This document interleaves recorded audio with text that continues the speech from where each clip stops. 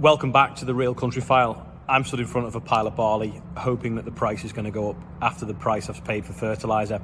Unfortunately, I've just heard on the news that some drones have bombed some ships in the Black Sea region, and Russia are now trying to blame Ukraine for that, but it's probably more likely to be that Ukraine blew their own ships up to do a bit of propaganda. Who knows? But anyway, difficult times, and it might affect the grain markets. I could do with them affecting the grain markets because the fertiliser market's got massively affected, and I've paid a high price of fertiliser, so I could do with this barley and the wheat in the other shed going up. Anyway, coming this week on the Real Country File, part 2 of Angela looking at the Aberdeen Angus cattle at Ian Norbury's farm. But first, Stephen's been to visit someone that farms llamas and has a wedding venue, so over to Stephen. So I'm Celia Gaze, founder and managing director of the Wellbeing Farm, fun, unique and sustainable wedding and events venue. And who's this next to you, Celia? I have got Ezra next to me, which is one of our bow tie wearing llamas, which are the brand of the Wellbeing Farm. Celia, how long have you had llamas on the farm? Well, to be honest, they've been with me for 10 years, but they came before. This was originally a rundown, quite neglected hill farm, and I came along and completely transformed it, and llamas became the sort of brand of the farm. So they've been with me for 10 years, and the business is 10 years old in March. So the llamas came first before the business. I believe that the particular piece of attire that the llama's wearing, that's the name of your book. Yeah, why put a bow tie on a llama? In December I'd set this crazy business up, obviously not from a farming background, so I had all these completely ridiculous ideas, and December 15, nearly bankrupt, so I had to do something different, and that something different came when I found this bag of bow ties, and I casually went, could you put it on a llama? And it can fundamentally change the whole look of the business. Everybody wanted to know about the bow tie wearing llamas. We became a venue that stood out because of these llamas, and the inquiries started coming in. Everyone wanted to get married with these bow tie wearing llamas, and the rest, it just grew and grew and grew. And now we do around sort of 100 weddings a year and different events and everything, and it's just a massive kind of undertaking just because of a simple bow tie. So, what she wants to be star of the show here. I'm presuming Ezra's a lady's name. Man. So they're only male. All male llamas. Yeah, we don't have any interbreeding here. No, and right. It's just because they keep them calmer. Okay. So how many weddings do you have here at the farm? About going up to about 85 to 100, if flex. We've had a busy year this year due to COVID backlog, obviously. But we're growing, we're very sustainable, so we've won a lot of awards for sustainability, and the eco weddings, the green weddings is a big growing movement, so obviously we're well placed for that. You've had a wedding fair today. We've had a wedding fair today, yeah. What's the appetite like then? Is there people out there who want to get married on a farm? Do you know what? The wedding industry is booming. Loads of demand. It's really, people are seeking something different. This blend of fun, well-being and sustainability is very much what the sort of modern young couple are looking for. Oh, and Ezra, what he our wants to be llamas are like, they all want to be with a llama. Oh, he's getting giddy. It's up against me. But business is good. Very good. Yeah, it's great. Got a brilliant team. And we won awards as a team, and it's the staff and the team and the whole blend of everything that makes it work. That's the other llamas wanting to be out and about. And donkeys. Oh, that's a donkey. It is a donkey. I was just wondering. I did think it was. So we've got beautiful views here. Yeah. And that's obviously a big part of the whole. A big part of the appeal is, for weddings, is the pictures, and the pictures with llamas and with the view.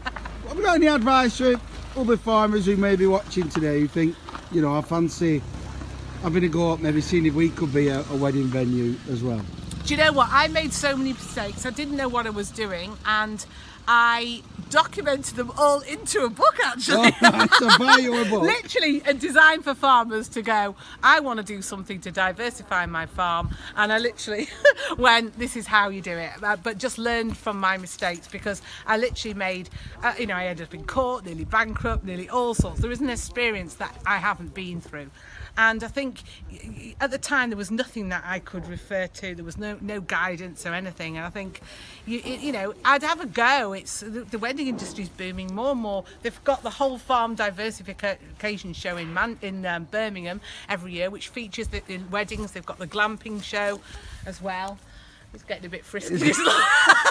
And come on, Pete, rescue the situation. Yeah, rescue me, Pete. Rescue the situation. You're coming in llama fur. But basically, give it a go. Give it a go. Honestly, I didn't know what I was doing, and look what's happened. I think you've got to be realistic. You've obviously farming. We're still doing farming, but also you've got to see what you can do and what else you can do with your land and make the most of it. And so I think, looking at some sort of diversification is the way forward. There's all sorts of things you can do with farm diversification. For us, it was just the weddings, because this pre-book model of kind of, you can staff it, you know what you're doing, you've got your income coming in and you know where you are. But it's like, Celia, yeah. Thank you. There you go, thanks. I think somebody wants to go and have a wander. Thanks for your time, and good luck for the future. Thank you very much, thank you.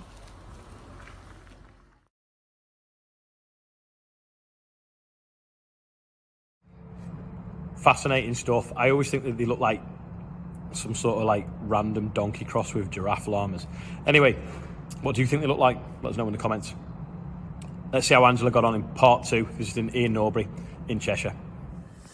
Those of you that were watching on the Real Country File last week would have seen me at Ian Norbury's farm in Mobberley in Cheshire, and having a walk around the farmyard, he was pointing out this very interesting cattle race to me. So this week I said, right, let's have a quick look and see what it actually does and how it works, this race. So let's see what Ian's got to say. Ian, just talk us through how things work with this.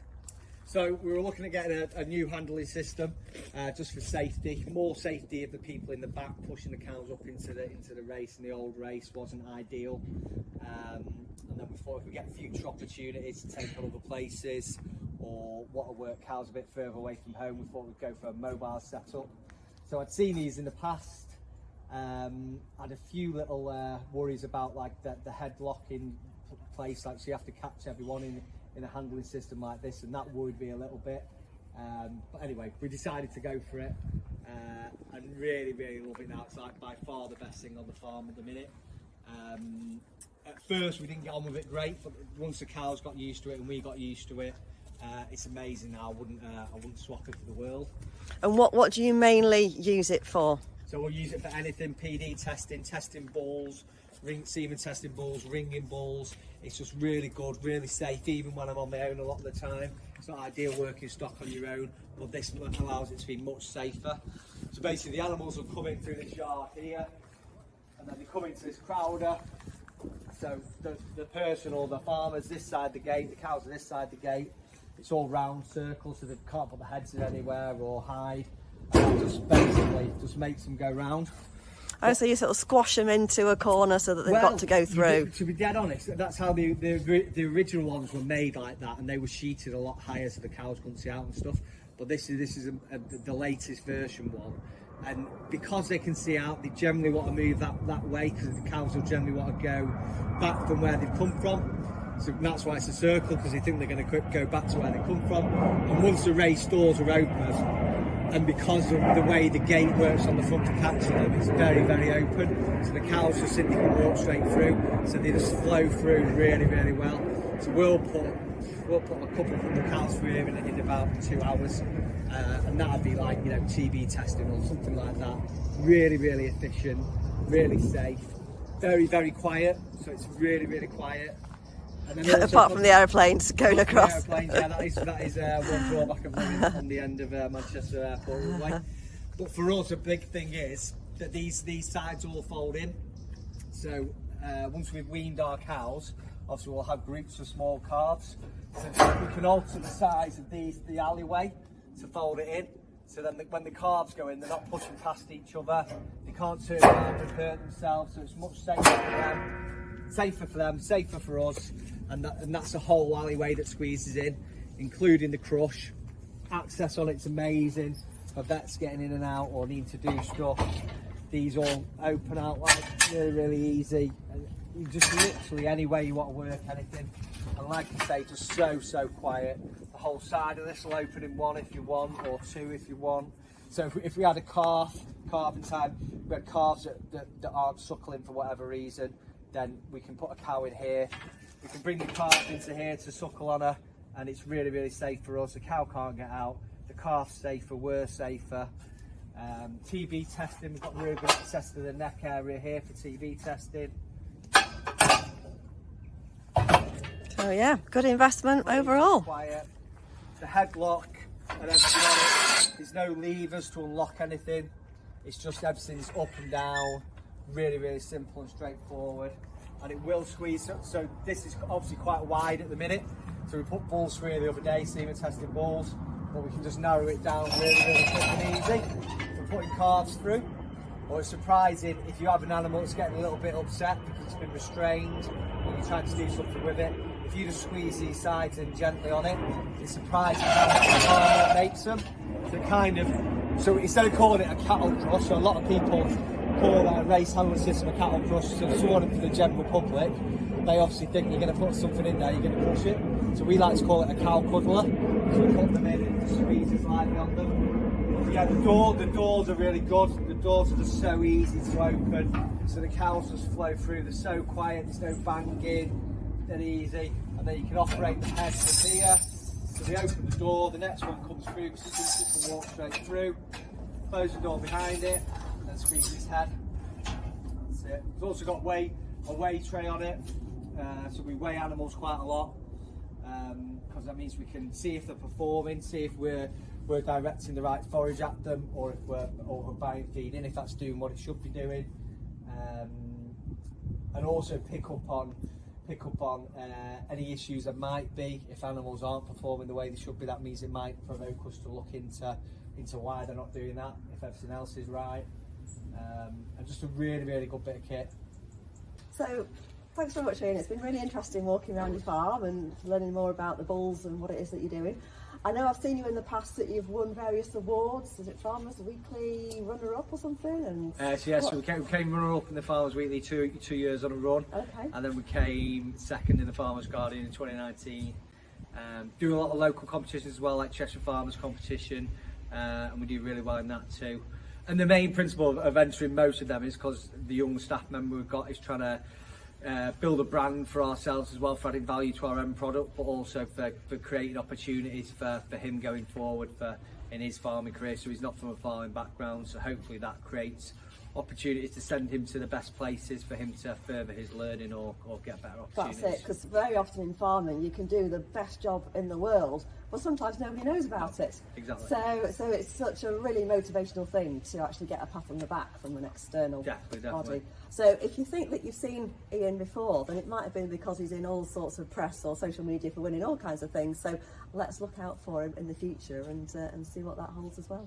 Yeah, well, we're just really passionate about what we do and about farming and stuff. So like you were saying, people shouldn't be afraid of entering them things or putting themselves in, because at the end of the day, you should be proud about what you do. Excellent. Right, thanks very much.